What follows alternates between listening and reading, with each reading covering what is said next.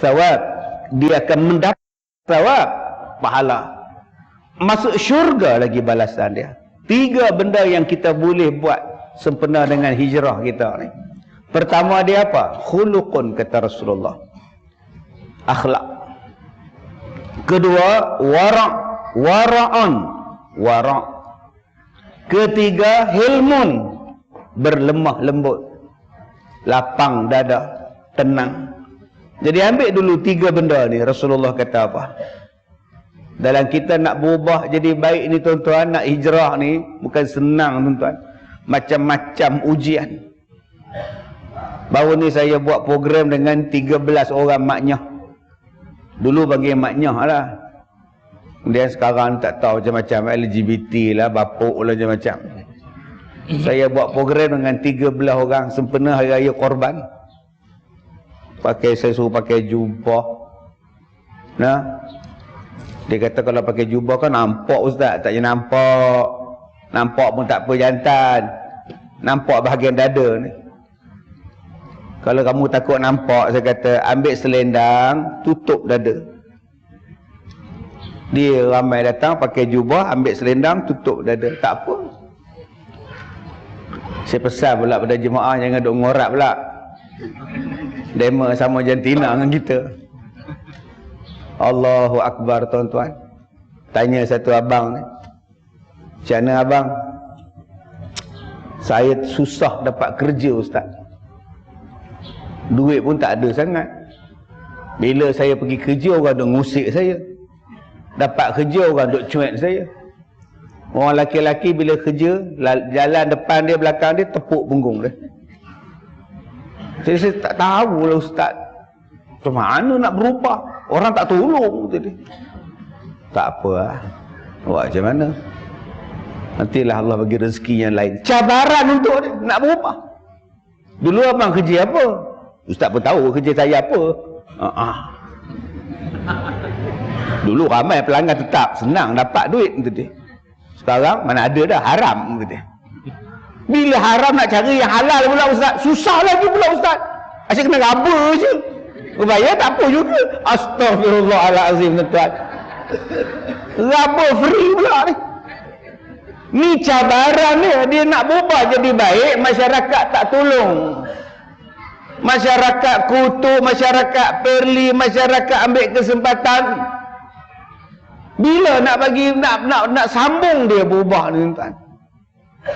Nak bagi balik keyakinan tu. Pilihan abang ni tepat. Pilihan abang-abang semua ni untuk berhijrah ni tepat. Sabar. Ujian akan datang. Setan akan sampai pada kita untuk merosakkan kita balik. Kekuatan iman kena ada. Sebab tu beza antara Islam dan iman. Sekarang saya tengah duk menulis buku antara Islam dan iman. Sebab ramai orang hari ni dia mengaku dia Islam, tapi dia tak sanggup menghadapi ujian Allah. Ujian Allah itulah yang nak mengesahkan iman kita, menaikkan darjat iman kita. Kalau kita takut menghadapi ujian, kalah dengan ujian, bila kita nak betul-betul mengatakan aku beriman pada Allah? Tahap sekarang kita cuma Islam saja lagi. Belum diuji lagi tuan-tuan. Macam doktor lah. Dia baru setakat grade daripada bidang dia. Belum lagi pergi buat praktikal ke, sambung lagi ke, apa benda nak jadi doktor pakar tu tuan-tuan. Berapa tahun pula dia pergi buat program. Baru jatuh kepada doktor pakar. Kalau tidak kau doktor biasa je. Begitulah dengan iman dan Islam. Setakat Islam je kita ni. Nak tahu hebat tak hebat kita, Allah test. Test itulah tuan-tuan yang nak tengok tahap mana iman kita. Sebab itu kalau kita sekarang diuji, syukur. Sebenarnya Allah nak bagi iman pada kita. Jangan lari daripada ujian. Syukur. Ada orang yang tak nak terima ujian, takut menghadapi ujian. Sedangkan ujian tu macam periksa.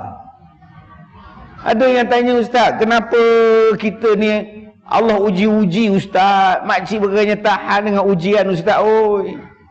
Ni, cuba tengok dalam masjid kita ni. Hari ni kita ada ceramah. Habis ceramah kan balik. Nampak macam semua faham tak?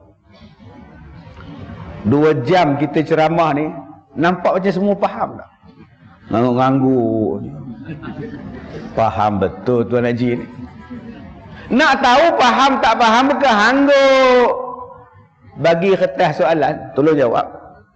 Rupa ramai yang geleng kepala, apa pula jawapan dia. Baru kita tahu rupanya tak faham orang tu ni.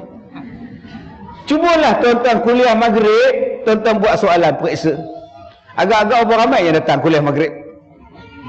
Kuliah maghrib. SPM, sijil pengajian maghrib. Suruh jawatan kuasa buat sijil pengajian maghrib. Ada 10 subjek. 6 bulan periksa tengah tahun. Bulan 11 periksa hujung tahun. Agak-agak apa orang datang tuan-tuan. Kita ini diberi periksa sebab nak test takat mana kau faham. Sebab tu budak di sekolah diuji, diperiksakan dia setakat mana dia faham. Dan saya heran hari ni kalau orang kata tak payah buat periksa, turun naik tingkatan 1. Biarlah dia periksa UPSR, nak tahu tahap dia di mana. Kalau lah tak buat periksa, nampak pandai semua anak kita. Akhirnya budak ni takkan jadi pandai. Sebab kita tak tahu apa yang jadi kelemahan pada dia. Tujuan periksa tu nak tengok mana lemah awak. Di situ kita repair balik. Satu. Yang kedua, bila budak periksa UPSR, kita takkan bagi soalan SPM pada budak tu. Ada tuan-tuan budak UPSR, guru sekolah menengah datang. Anak-anak semua, saya adalah pengawas daripada periksaan SPM. Ini soalan untuk awak ya. Tak mampu budak UPSR tu.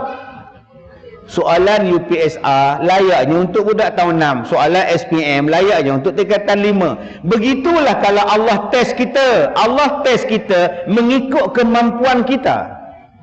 La yukallifullah nafsan illa wus'aha. Dia tak akan test kita, Allah tak akan uji kita, Allah tak akan beban kita dengan suatu bebanan yang kita tak mampu menanggung. Allah tahu dia ni mampu menanggung beban ini. Allah test. Jadi janganlah makcik ambil tindakan bunuh diri. Makcik tak tahan lagi ustaz. Makcik nak bunuh diri. Cadang tu bila makcik nak bunuh diri tu? Tarikh dia ada dah. Saya cakap serius ni ustaz. Yalah saya pun serius juga. Bila cadang makcik nak bunuh diri? Kalau dapat tarikh dia, saya nak buat FB live. Saya pun nak tengok mati secara langsung depan saya. Sebab apa dia datang jumpa saya, dia nak bagi tahu yang dia bunuh diri, nak bunuh diri. Pertama, kaki dia patah. Doktor masukkan besi. Dia tak boleh berjalan. Duduk atas kursi roda. Tangan ni pula ada pot untuk cuci darah buah pinggang. Seminggu 3 kali cuci darah. Jantung ni pula pakai bateri pacemaker. Duit tak ada. Anak pula tak mengaku dia mak, langsung tak balik, tak bagi wang, tak ziarah, tak tengok, tak peduli. Dia kata dia nak mengadu pada siapa? Nak mengadu pada siapa ustaz? Anak yang saya jaga tak nak balik, tak nak mengaku mak lagi ustaz. Dia malu dapat mak macam ini gitu. Itu saya fikir ustaz, saya nak bunuh diri ustaz. Buat apa lagi hidup? Saya kata kalau kak bunuh diri, kak bodoh ke saya bodoh? Kak lah bodoh. Tu bunuh diri buat apa? Dah tahu bodoh. Kak untung ke saya yang untung? Kalau kak bunuh diri, kak rugi lah, mana ada untung pula. Tahu tak apa. Pasal anak punya paksa lah kau nak bunuh diri. Subhanallah. Sabar kau sabar. Ni satu makcik dah dipotong peha pula. Bulan lepas potong betis. Tu sebab nama dia diabetes. Kau tak jaga kau tak jaga kau, betis kau die. Namanya diabetes. Asalnya 2 jari je, potong dia. Naik di atas, potong lagi. Semalam potong peha pula. Tu namanya dai peha. Allahu Akbar. Abang-abang kalau sakat jari kena potong tu biasalah bang. Makcik ni dah peha dah. Ada orang lain, bila saya pergi ziarah dia, dah tak ada peha ustaz. Oh kata dia. Yalah, saya pun belum tentu kak. Hari ni giliran kak, tak besok sabarlah kak. Yalah, apa nak buat kan? Cakap pun tak guna juga, dah potong. Sabar je lah kata dia. Sabar kak, ada orang tu lagi teruk kak, dipotong kepala kak. Langsung tak boleh berjalan kak, walaupun kaki ada. Yang benda faham, tak faham sudah. Akak kaki tak ada, kepala ada lagi. So boleh hidup ke kak. Yang tu, putih kepala. Kak naik motor.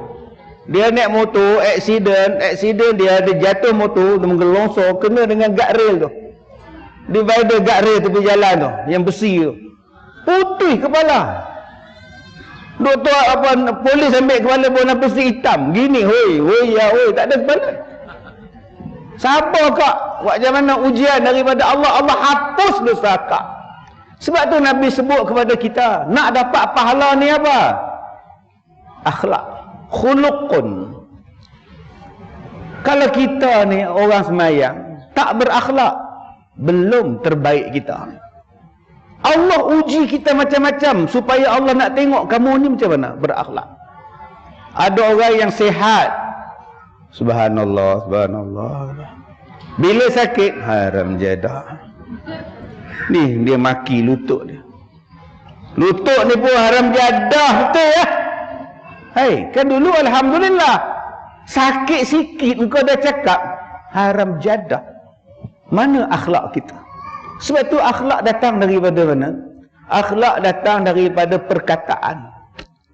Kalau saya penceramah, perkataan saya jahat, saya belum penceramah yang terbaik. Belum. Saya belum lagi penceramah yang memberi manfaat.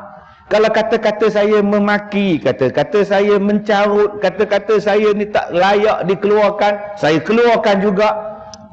Saya bukan penceramah yang baik sebab saya tak berakhlak. Nak tengok orang yang berakhlak, tak berakhlak, nombor satu, tengok pada kata-kata dia. Ada orang yang datang rumah kita, rumah baru siap, baru masuk seminggu, dia datang ziarah. Masuk dalam rumah, condemn terus. Ni plaster silin ni, patutnya kau tak boleh warna-warni macam ni tau. Dia macam, nampak macam crowded sangat tau. Patutnya you plain je tau. Geramnya aku. You tak tengok betul-betul ke dia punya touch-up tu nampak tu macam oi. Pergi pula ke dapur, ya Allah, kabinet ni patutnya kau dia tak boleh sangat hitam tau, dia macam orang macam ni, nama dia tak berakhlak. Sebab mari ke rumah orang menyakitkan hati orang. Masuk rumah orang, tambah-tambah rumah dia baru beli, habis dah banyak duit. Pujilah ya Allah, seronoknya kau leha. Aku tak ada rumah sendiri leha. Yang kau dapat juga ya Allah, seronok, syukurlah ya Allah. Tak keseronok leha tu. Pergi ke dapur pula, ya Allah, yang inilah yang kabinet aku minat sekali leha. Oi, ya Allah kau dapat leha. Tak keseronok leha tu. Ni tidak duk kondeng menantu. Manalah kau jumpa menantu ni leha, ya Allah. Boleh tak cakap perkataan yang baik? Orang yang tak berakhlak, asal dia bercakap je condemn. Akhlak buruk nama dia, tak dapat pahala tau. Dah ke masjid dah bagus, semayang berjemaah dah bagus, mulut jahat. Waktu duk ambil wuduk tu, Bilal azan, Allahu Akbar, Allahu Akbar, berhenti dia ambil wuduk. Udah tak ada orang lain nak bangnya pun. Apa kata dia? Dia rasa dia baik, tapi dia dah ngutuk hamba Allah. Boleh tak diam? Teruskan ambil wuduk. Macam dia seorang boleh azan. Kita ngutuk dia, mulut jahat, orang tidak berakhlak. Nombor dua, akhlak datang dari mana? Perbuatan. Ini perbuatan, cara duduk, cara berjalan, cara berdiri, cara makan. Saya kalau kuliah maghrib ke, kuliah maghrib tak apa lah. Kalau ceramah macam ni, orang perempuan duduk depan, paling saya takut. Apa yang saya takut? Banyaklah, antaranya apa? Ada sekali saya ceramah tu, saya duduk tengok belah lelaki, tengok belah perempuan. Ya kak, ada satu akak tu buat astagfirullah. Aduh, sabar je lah tuan-tuan. Saya tak tengok tu dah, takut saya lah. Karena umur 60 dekat 70, kalau 16 tu boleh lagi tuan ini. Tuan. Nombor dua yang saya takut orang perempuan duduk depan ni. Dia orang lenguh. Bersila, lenguh. Akhirnya dia lunjur kaki. Terpaksa lunjur. Nak lunjur tu, nak bersila balik, dia terangkat kain depan je. Yang kain hak bawah dia tak terangkat atas. Patut nak angkat dua-dua belah. Dua-dua lapis kain tu betul-betul. Dia terangkat sebelah. Saya pula tak tengok. Allah tuan-tuan. Yang mana faham, tak faham sudah tuan-tuan. Jadi yang mana akak yang nak lunjur kaki tu, nak betulkan balik kaki tu, angkat kedua-dua jenis kain anda tu. Jangan duk angkat bagi atas aja. Kadang-kadang tuan-tuan kita tak berakhlak, masuk tandas tak berakhlak. Cuba berakhlak.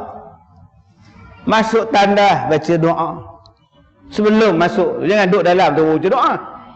Ini dah duduk dalam tandas baca doa. Allahumma laka sumtu. Buka puasa dalam tandas tuan-tuan.